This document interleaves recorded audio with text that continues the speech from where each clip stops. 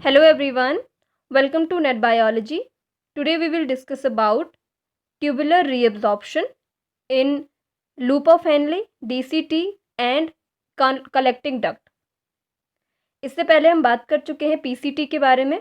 PCT में किस तरीके से रीअब्जॉर्प्शन होता है, प्रॉक्सिमल कॉन्वोल्यूटेड ट्यूब्यूल इसमें किस तरीके से रीअब्जॉर्प्शन होता है और क्या क्या मटेरियल रीअब्जॉर्ब होता है, इसके बारे में हम डिस्कस कर चुके हैं। रीअब्जॉर्प्शन क्या है? सेकेंड स्टेप है यूरिन फॉर्मेशन में। यूरिन फॉर्मेशन में 4 मेन स्टेप होते हैं। सबसे पहला अल्ट्राफिल्ट्रेशन, जिसको हम पढ़ चुके हैं, रीअब्जॉर्प्शन जिसकी हम बात कर रहे हैं, और इसके बाद ट्यूबुलर सिक्रीशन की भी बात होगी, और उसके बाद यूरिन कंसंट्रेशन। ठीक है, तो रीअब्जॉर्प्शन किस तरीके से होता है रिमेनिंग पोर्शन में, इसके बारे में बात करते हैं। तो सबसे पहले reabsorption in loop of Henley. Loop of Henley में किस तरीके से रीअब्जॉर्प्शन होता है, इसके बारे में बात करते हैं। Loop of Henle has 2 segments, 2 segment होते हैं। जैसे अगर हम स्ट्रक्चर की बात करें तो यहाँ पे ये प्रॉक्सिमल कॉन्वोल्यूटेड ट्यूब्यूल है, उसके बाद एक यू शेप्ड का स्ट्रक्चर आता है, ये होता है लूप ऑफ हेनले, और इसके बाद डीसीटी। यहाँ पे 2 सेगमेंट होते हैं। फर्स्ट ये वाला, इसे कहते हैं डिसेंडिंग लिम्ब, और सेकंड है ये वाला, इसे कहते हैं असेंडिंग लिम्ब। तो 2 टाइप के यहाँ पे स्ट्रक्चर्स हैं, 2 सेगमेंट्स हैं लूप ऑफ हेनले में। इन दोनों सेगमेंट्स में अलग अलग मटेरियल रीअब्सॉर्ब होता है, और वो कौन सा है इसके बारे में बात करेंगे। यहाँ पे से अलग मटेरियल, यहाँ पे केवल वाटर का रीअब्सॉर्प्शन होता है, और यहाँ पे इलेक्ट्रोलाइट्स का रीअब्सॉर्प्शन होता है। ठीक है, रीअब्सॉर्प्शन का मतलब अंदर जो ट्यूबुलर फ्लूइड है, ट्यूबुलर फ्लूइड से निकल के कहाँ पे पेरिट्यूबुलर कैपिलरीज या वासा रेक्टे तक पहुँचना, जिनमें क्या होता है, ये क्या होती है, कैपिलरीज होती हैं, और इनमें ब्लड होता है, बॉडी फ्लूइड प्रेजेंट होता है। बॉडी फ्लूइड ये ब्लड या ब्लड प्लाज्मा रीगेन करता है इन सारे मटेरियल को, जैसे वाटर हो गया या इलेक्ट्रोलाइट्स हो गए, इनको वापस से रीगेन करता है। ये चीज़ कहलाती है रीअब्जॉर्प्शन, मतलब ट्यूबुलर फ्लूइड से बाहर को जा रहा है मटीरियल। सबसे पहला सेगमेंट क्या है? Descending limb. It is impermeable for ions और इलेक्ट्रोलाइट्स, जैसे सोडियम, पोटेशियम और क्लोराइड, ये सब आयंस के लिए ये इम्परमिएबल है, मतलब यहाँ पे इनका रीअब्जॉर्प्शन नहीं हो पाएगा डिसेंडिंग लिम्ब में। And permeable for water, water के लिए केवल ये परमिएबल होती है, तो इसका मतलब है डिसेंडिंग लिम्ब, डिसेंडिंग लिम्ब में केवल वाटर ही क्या हो पाएगा, रीअब्जॉर्ब हो पाएगा। ठीक है, water reabsorption occurs passively via AQP channels. AQP channels क्या हैं? Aquaporins channels. इसके पहले भी हम बात कर चुके हैं, वाटर का ऑस्मोसिस के थ्रू रीअब्जॉर्प्शन होता है पैसिवली पीसीटी में, और वहाँ पे एक्वापोरिन्स जो चैनल्स हैं ये वाटर रीअब्जॉर्प्शन में हेल्प करते हैं। यहाँ पे भी वही चैनल प्रेजेंट है वाटर रीअब्जॉर्प्शन में हेल्प करने के लिए। In descending limb of loop of Henle the tubular fluid become hypertonic. Hypertonic का मतलब है इसकी कंसंट्रेशन बढ़ जाएगी। जैसे ही ये नेफ्रिक फिल्ट्रेट होता है, नेफ्रिक फिल्ट्रेट एकदम आइसोटोनिक होता है प्लाज्मा के, मतलब प्लाज्मा की जैसी कंसंट्रेशन है, ऑस्मोटिक कंसंट्रेशन जैसी है, वैसी ही नेफ्रिक फिल्ट्रेट की भी होती है। पीसीटी में भी जो फ्लूइड होता है रीअब्जॉर्प्शन के बाद भी ये भी आइसोटोनिक होता है टू प्लाज्मा, प्लाज्मा की isotonic, same concentration, same osmotic concentration वाला। लेकिन जैसे जैसे ऑस्मोटिक कंसंट्रेशन मतलब ऑस्मोलैरिटी, जैसे जैसे ये लूप ऑफ हेनले में आगे बढ़ता है, जैसे मान लीजिए ये लूप ऑफ हेनले है और ये डिसेंडिंग लिम्ब है, जैसे जैसे जो ये फ्लूइड है ये आगे बढ़ता है तो इसका रीअब्जॉर्प्शन होता रहता है। और रीअब्जॉर्प्शन किसका? केवल वाटर का। इस लिम्ब में केवल वाटर का रीअब्जॉर्प्शन हो रहा है, वाटर बाहर जा रहा है, तो ये जो अंदर का फ्लूइड है ये इसकी ऑस्मोटिक कंसंट्रेशन इंक्रीज होती रहती है, इसकी वजह से ये हाइपरटोनिक हो जाता है। ठीक है, कंसंट्रेशन इसकी ज़्यादा हो जाती है कंपैरेटिव टू जो फ्लूइड प्रॉक्सिमल कॉन्वोल्यूटेड ट्यूब्यूल में प्रेजेंट था। धीरे धीरे आगे बढ़ेगा, वाटर बाहर चले जाएगा, तो ये इसकी कंसंट्रेशन बढ़ जाएगी। ठीक है, डायग्राम के थ्रू देखें तो कुछ इस तरीके से यहाँ पे इसकी कंसंट्रेशन भी दी गई है। ऑस्मोटिक कंसंट्रेशन यहाँ पे 300 थी, यहाँ पे बढ़ के 600 हो गई, और यहाँ पे 900, और लास्ट यहाँ पे इस सेगमेंट पे लूप तक पहुँचते पहुँचते ये 4 गुना ज़्यादा बढ़ गया, तो इसकी कंसंट्रेशन इतनी बढ़ गई। यहाँ पे वाटर रीअब्जॉर्प्शन दिखाया गया है, H2O बाहर जा रहा है, और इस वाले में इलेक्ट्रोलाइट का रीअब्जॉर्प्शन है। नेक्स्ट सेगमेंट है असेंडिंग लिम्ब। असेंडिंग लिम्ब एक डिसेंडिंग ये वाली और असेंडिंग ये वाली। इसमें क्या होता है, ये होती है permeable for ions and electrolytes. Ions और इलेक्ट्रोलाइट्स के लिए परमिएबल है, यानी कि जो सोडियम है, पोटेशियम, क्लोराइड, ये सब क्या हो सकते हैं, यहाँ से रीअब्जॉर्ब हो सकते हैं। और इम्परमिएबल होती है वाटर के लिए, वाटर यहाँ से रीअब्जॉर्ब नहीं हो पाता है। ठीक है। तो इसलिए यहाँ पे से जैसे ही वो जो फ्लूइड यहाँ से ऊपर जाएगा तो ये वापस से हाइपोटोनिक हो जाएगा, क्योंकि यहाँ से फिर आयन्स भी बाहर चले जाएंगे। और यहाँ पे जो सोडियम होता है ये एक्टिवली ट्रांसपोर्ट किया जाता है। यहाँ पे भी sodium sodium potassium ATPase channels या पंप प्रेजेंट होते हैं। यहाँ पे भी सोडियम का एक्टिव ट्रांसपोर्ट किया जाता है, जैसे पीसीटी में था। और आगे भी जो लिम्ब मिलेंगी आपको, वहाँ पे भी इसी तरीके के पंप मिलेंगे। मतलब बेसोलेटरल साइड में ये पंप जो होते हैं वो हर जगहों पे मिलते हैं, लेकिन एपिकल साइड में जो सिम्पोर्टर्स या ट्रांसपोर्टर्स हैं, जो सोडियम को या ग्लूकोज को, अमाइनो एसिड्स को, क्लोराइड्स को पंप करते हैं सोडियम के साथ, ये वाले अलग मिलेंगे हर जगहों पे। ठीक है। तो ये सिम्पोर्टर्स अलग अलग मिलेंगे जो एपिकल मेम्ब्रेन में है, लेकिन जो बेसोलेटरल साइड में जो पंप प्रेजेंट है, सोडियम पोटेशियम एटीपीएज, जो 3 सोडियम को बाहर और 2 पोटेशियम को अंदर लाता है, वो हमेशा एक ही जैसा रहेगा हर लिम्ब में। डीसीटी की बात भी करेंगे तो वहाँ पे भी जहाँ पे सोडियम का रीअब्जॉर्प्शन हो रहा है वहाँ पे वही पंप मिलेगा, एक्टिव रीअब्जॉर्प्शन जहाँ पे हो रहा है।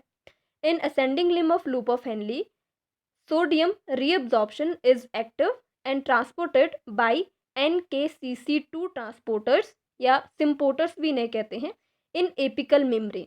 यहाँ पे क्या होते हैं, NKCC2 ट्रांसपोर्टर्स होते हैं। वहाँ पे क्या थे, sodium glucose and sodium amino acid symporters, जो एक सोडियम और ग्लूकोज को अंदर सिम्पोर्ट कर रहे थे, सोडियम एंड अमाइनो एसिड को अंदर की ओर ट्रांसपोर्ट कर रहे थे, अंदर की ओर डाल रहे थे।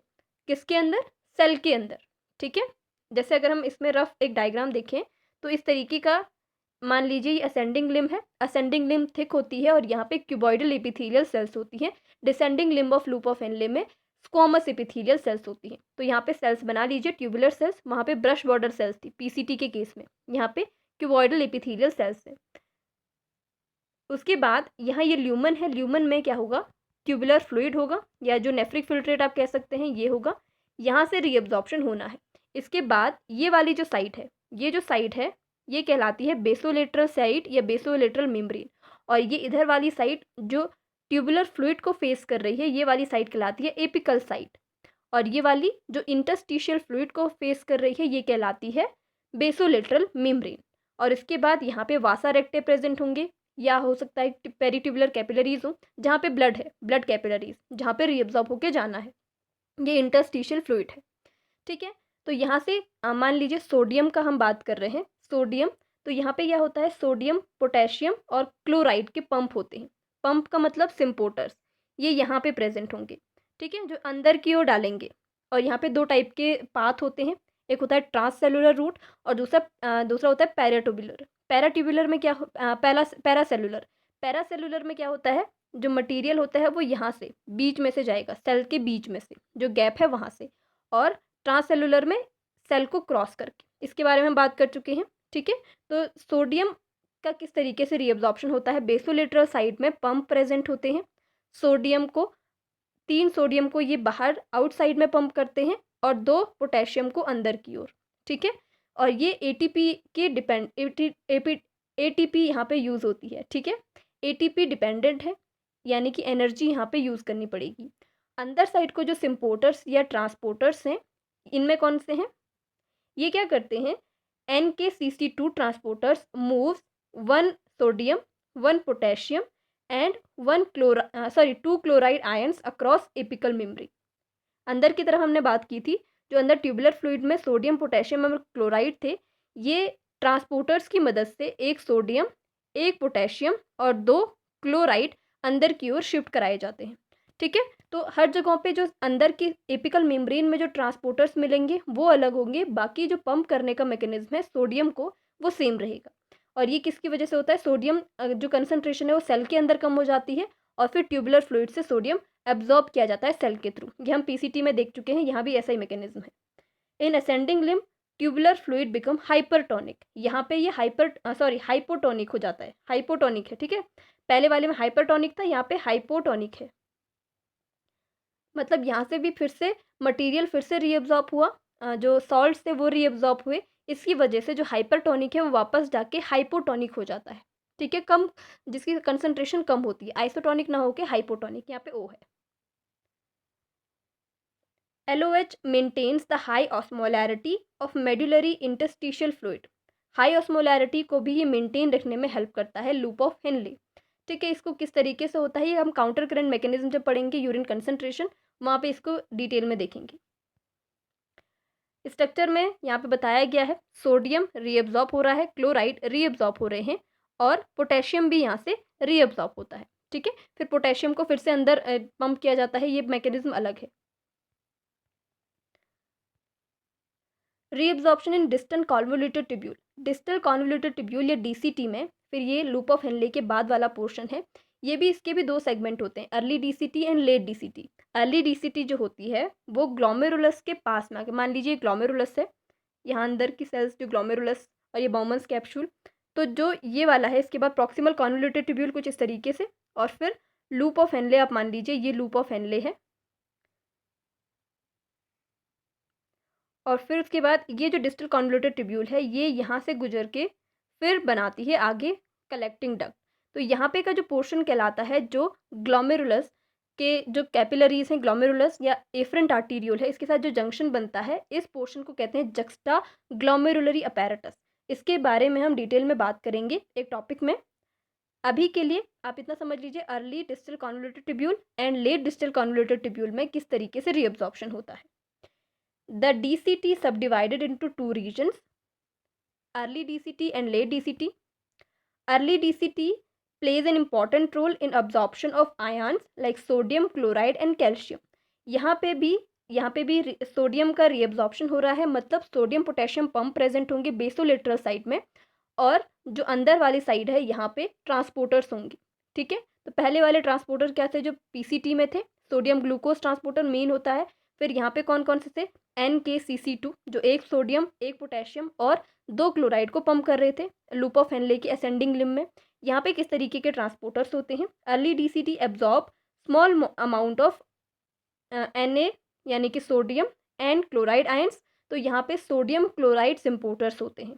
ठीक है, this absorption occurs by sodium chloride symporters in the apical membrane. वही चीज़ है, बेसोलेटरल साइट में पंप करने वाले ATPase पंप होंगे जो ATP की मदद से ऐसा करते हैं, और अंदर साइड को एपिकल मेम्ब्रेन की साइड को क्या होंगे, सोडियम क्लोराइड सिम्पोर्टर्स। किसमें, अर्ली DCT की बात हो रही है अभी। ठीक है, अर्ली वाला पोर्शन, लेट वाला कनेक्टेड होता है किसके साथ, कलेक्टिंग डक्ट के साथ, तो ये दोनों एक साथ ही गिने जाते हैं। Secretion and reabsorption of solutes in this region is under the influence of the hormone aldosterone.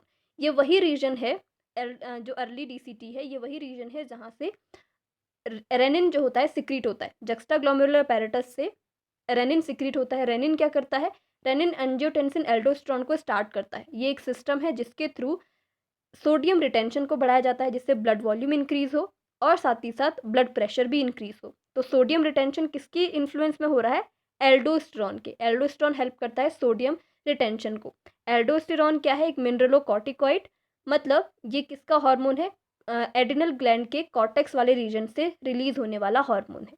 ठीक है, तो इसकी इन्फ्लुएंस में यहाँ पे सिक्रीशन और रीअब्जॉर्प्शन हो पाता है सल्यूट्स का। कौन से पोर्शन में, अर्ली DCT में। In early DCT parathyroid hormone भी सिक्रीट होता है जिसे पैराथॉर्मोन कहते हैं। ये स्टिमुलेट करता है रीअब्जॉर्प्शन ऑफ कैल्शियम आयंस, इसलिए कैल्शियम का भी रीअब्जॉर्प्शन अर्ली DCT वाले पोर्शन में होता है। किसकी मदद से, पैराथॉर्मोन हार्मोन की वजह से। पैराथायरॉयड ग्लैंड का ही हार्मोन है। ये है यहाँ पे स्ट्रक्चर, ये वाला ग्लोमेरुलस वाला पोर्शन, ये वाला अर्ली डिस्टल कॉन्वोल्यूटेड ट्यूब्यूल जो ग्लोमेरुलस के साथ मिलके जक्स्टा ग्लोमेरुलरी अपैरेटस बनाता है। यहाँ पे अगर हम इसको जूम करके देखें अगर, तो यहाँ पे आपको NCC दिख रहा होगा। NCC ये क्या है, सोडियम क्लोराइड सिम्पोर्टर्स हैं DCT वाले पोर्शन में। और इसके बाद फिर एक और टाइप का एक चैनल मिलता है, ये लेट DCT में मिलता है, सोडियम के लिए ही है, सोडियम रीअब्जॉर्प्शन के लिए ही ये प्रेजेंट होता है। इसके बारे में आगे लेट DCT में बात करेंगे। यहाँ पे है, ये है एपिकल साइट, यहाँ पे आपको दिख रहा होगा ये एपिकल साइट है। एपिकल साइट में सोडियम क्लोराइड सिम्पोर्टर्स यहाँ पे दिखाए गए हैं, और उसके बाद ये फिर सोडियम पोटेशियम पंप की मदद से आगे भेज दिए जाते हैं एक्टिवली। ठीक है, ये वाला पोर्शन कलेक्टिंग डक्ट का है और ये जुड़ा हुआ है लेट DCT के साथ। अब लेट DCT में क्या होता है इसके बारे में हम बात करेंगे। Late DCT and collecting duct में क्या होता है, there are 2 types of cells are present in this region. पहला है प्रिंसिपल सेल, दोनों ही पोर्शन में होती है, लेट डीसीटी में भी और कलेक्टिंग डक्ट में भी। प्रिंसिपल सेल्स जो होती हैं वो सेम एपिथेलियल सेल्स जो होती है उन्हीं की तरह दिखती है, जैसे cuboidal epithelial cells, squamous epithelial cells. और डीसीटी में क्या होती है, क्यूबॉइडल सेल्स होती हैं, तो क्यूबॉइडल सेल्स की तरह ही दिखती हैं ये, similar to the other tubular epithelial cells. These cells contains epithelial sodium channels, ENAC इन्हें कहा जाता है, इससे डिनोट करते हैं इन चैनल्स को। कहाँ पे होते हैं, एपिकल सरफेस में होते हैं प्रिंसिपल सेल्स के। Late DCT and collecting duct के किसी पोर्शन में हो सकते हैं, वरना कलेक्टिंग डक्ट जो होती है वो मेनली वाटर रीअब्जॉर्प्शन में हेल्प करती है। कलेक्टिंग डक्ट का जो मेड्यूलरी पोर्शन है वो कलेक्ट करता है यूरिन को, और जो कॉर्टेक्स वाला रीजन है वो अटैच होता है डीसीटी के साथ, और ये वाटर रीअब्जॉर्प्शन में हेल्प करता है, ये वाला पोर्शन। और यहाँ पे भी प्रिंसिपल और दूसरी इंटरकलेटेड सेल्स मिलती हैं। लेट डीसीटी और कलेक्टिंग डक्ट की यहाँ पे बात हो रही है। इनके पास अब हमने सोडियम चैनल्स बहुत टाइप के देखे। सबसे पहला हमने देखा था पीसीटी में सोडियम ग्लूकोज सिम्पोर्टर, दूसरा लूप ऑफ हेनले की असेंडिंग लिम्ब में देखा था सोडियम क्लोराइड एंड पोटेशियम, तीनों को पंप करने वाला, क्लोराइड के 2 मॉलिक्यूल्स को पंप करने वाला ट्रांसपोर्टर। बाकी जो बेसोलेटरल में है वो सेम है, जो क्या कर रहा है, एक्टिवली सोडियम को बाहर फेंक रहा है, वो सेम है। उसके बाद डिसेंडिंग लिम्ब के अर्ली डीसीटी में हमने देखा था सोडियम क्लोराइड सिम्पोर्टर्स थे, और लेट डीसीटी और कलेक्टिंग डक्ट में सोडियम को सेल के अंदर लाने के लिए कौन प्रेजेंट है, एपिथेलियल सोडियम चैनल्स प्रेजेंट है, ठीक है, जिनमें सिंपल डिफ्यूजन होता है सोडियम का ही केवल। यहाँ पे लेट डीसीटी में केवल सोडियम ही क्या होता है, रीअब्जॉर्ब होता है। इंटरकलेटेड सेल्स जो होती हैं they plays an important role in secretion and maintenance of acid base balance, pH maintenance और सिक्रीशन में ये हेल्प करती है। जब हम ट्यूबुलर सिक्रीशन पढ़ेंगे फिर इंटरकलेटेड सेल्स के फंक्शंस को देखेंगे, क्या क्या ये सिक्रीट करती है इससे। वही स्ट्रक्चर, फिर से वही वाला पोर्शन है, ENAC यहाँ पे दिखाए गए हैं लेट डिस्टल कन्वर्टेड ट्यूब्यूल में, जो सोडियम को रीअब्जॉर्ब करने में हेल्प करते हैं। सोडियम को रीअब्जॉर्ब का मतलब है जो सेल्स हैं, ट्यूबुलर सेल्स हैं, उसके अंदर लाने का। उसके बाद पंप करने का काम तो बेसोलेटरल सेल्स में, बेसोलेटरल मेम्ब्रेन में पंप की मदद से हो ही रहा है, जो ATP की सहायता से चल रहा है, वो यहाँ पे काम हो ही रहा है। और यहाँ पे भी सोडियम और क्लोराइड सिम्पोर्टर्स मिलते हैं जो सोडियम को सेल के अंदर लाने का काम करते हैं, क्यूबॉइडल सेल या ट्यूबुलर सेल्स के अंदर। ट्यूबुलर सेल्स के बाद बेसोलेटरल साइट में जो पंप है वो तो प्रेजेंट है ही, बेसोलेटरल साइट में तो पंप प्रेजेंट है ही, जो ये सेल है सेल के अंदर लाने के लिए सिम्पोर्टर्स होते हैं अलग अलग। लेट डीसीटी में ये एपिथेलियल चैनल्स हैं, सोडियम चैनल्स, और अर्ली डीसीटी में सोडियम क्लोराइड सिम्पोर्टर्स हैं। उससे पहले हमने लूप ऑफ हेनले में भी देखा और पीसीटी में भी देखा, ठीक है। तो सब में ट्रांसपोर्टर्स अलग हैं, लेकिन बेसोलेटरल मेम्ब्रेन में, एपिकल मेम्ब्रेन में ट्रांसपोर्टर्स अलग हैं, बेसोलेटरल मेम्ब्रेन में सेम चीज़ें हैं सोडियम को एक्टिवली बाहर छोड़ने के लिए, ठीक है। ये एक और डायग्राम है जिसके थ्रू हम आसानी से समझ सकते हैं। ये वाला पोर्शन लूप ऑफ हेनले का है, जिसमें, और वो भी ascending limb of loop of Henle का पोर्शन है, जहाँ पे सोडियम, पोटेशियम और 2 क्लोराइड को अंदर पंप किया जाता है, ये सेल है, ठीक है। ये वाला है एपिकल मेम्ब्रेन वाला पोर्शन, ये है ल्यूमन ऑफ ट्यूब्यूल जहाँ पे फ्लूइड प्रेजेंट है, और ये वाला बेसोलेटरल मेम्ब्रेन जहाँ पे sodium potassium ATPase pump present है। ये आगे को पंप कर रहा है 3 सोडियम को और अंदर ला रहा है 2 पोटेशियम को। ये वाला पोर्शन है डीसीटी का, डीसीटी में अर्ली डीसीटी का, ठीक है। लेट में तो एपिथेलियल चैनल्स हैं, यहाँ पे सोडियम क्लोराइड चैनल्स प्रेजेंट होते हैं, जो यहाँ पे सोडियम की कंसंट्रेशन कम हुई उसकी वजह से, क्योंकि सोडियम बाहर जा रहे हैं ना 3, इसकी मदद से, ATPase की मदद से ये बाहर जा रहे हैं, तो यहाँ पे सोडियम की कंसंट्रेशन कम हुई, सोडियम अंदर की ओर जाएगा, साथ ही साथ क्लोराइड भी जाएगा, क्योंकि सोडियम क्लोराइड सिम्पोर्टर्स हैं, 2 मॉलिक्यूल्स को एक ही डायरेक्शन में डालने वाले transporters.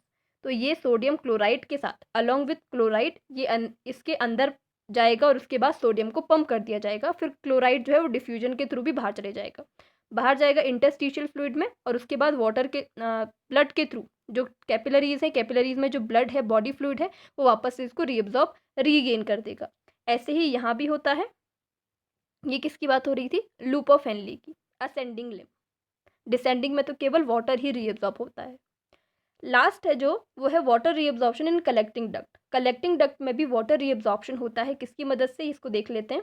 In collecting duct water retention takes place by the influence of ADH hormone and aquaporins. Aquaporins तो चैनल्स हैं जो वाटर को रीअब्जॉर्ब करने में हेल्प करते हैं। ADH हार्मोन क्या करता है, अगर बॉडी में वाटर की कमी है तो वाटर का रीअब्जॉर्प्शन ये बढ़ा देगा। कहाँ पे, लेट DCT और कलेक्टिंग डक्ट वाले पोर्शन में। कलेक्टिंग डक्ट का भी कौन सा पोर्शन, जो कॉर्टेक्स वाले रीजन में है। आधा ये कॉर्टेक्स में होता है, आधा फिर जितना भी पोर्शन बचता है वो मेडुलरी में, मेडुलरी पोर्शन होता है कलेक्टिंग डक्ट का। लेकिन जो कॉर्टेक्स वाला रीजन है, जो लेट DCT से अटैच है, वहाँ पे ADH हार्मोन सिक्रीट होता है और ADH हार्मोन वाटर रिटेंशन को बढ़ाता है। इसलिए कह रहे हैं with the by the influence of the ADH hormone water retention, water reabsorption बढ़ता है यहाँ पे। और ADH हार्मोन क्या है, ADH हार्मोन को एंटी डायूरेटिक हार्मोन भी कहते हैं, वैसोप्रेसिन भी कहते हैं। इससे रिलेटेड बहुत सारे क्वेश्चन आते हैं, ठीक है।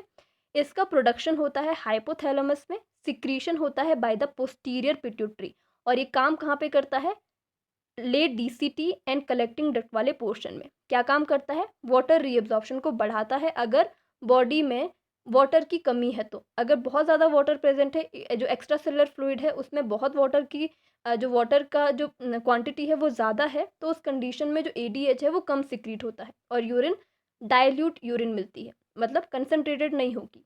वाटर जो होगा उसको रीअब्जॉर्प्शन ये रोक देगा, ये रोकेगा नहीं मतलब इसका सिक्रीशन कम हो जाएगा, ठीक है। This hormone acts on tubule to increase the number of aquaporins channels in apical membrane of CD। कैसे काम करता है ये, एक्वापोरेंस चैनल्स को, एक्वापोरेंस चैनल क्या है, जो वाटर के रीअब्जॉर्प्शन के लिए होते हैं, इन चैनल्स को बढ़ा देता है जिससे वाटर रीअब्जॉर्प्शन ज़्यादा होता है। अगर ये सिक्रीट कम होगा तो ये चैनल ज़्यादा नहीं बढ़ेंगे और वाटर रीअब्जॉर्प्शन कम होगा। किस कंडीशन में, अगर वाटर की प्रेजेंस बॉडी में ज़्यादा है तो, ठीक है। तो इस तरीके से रीअब्जॉर्प्शन होता है अलग अलग सेगमेंट में, अलग अलग ट्यूबुलर सेगमेंट्स में नेफ्रॉन के। नेक्स्ट वीडियो में हम बात करेंगे सिक्रीशन, ट्यूबुलर सिक्रीशन के बारे में। बहुत शॉर्ट टॉपिक है। ऐसे जैसे रीअब्जॉर्प्शन हुआ है वैसे ही सिक्रीशन किस तरीके से होता है अलग अलग सेगमेंट्स में, उसके बारे में बात करेंगे, ठीक है। Thank you so much.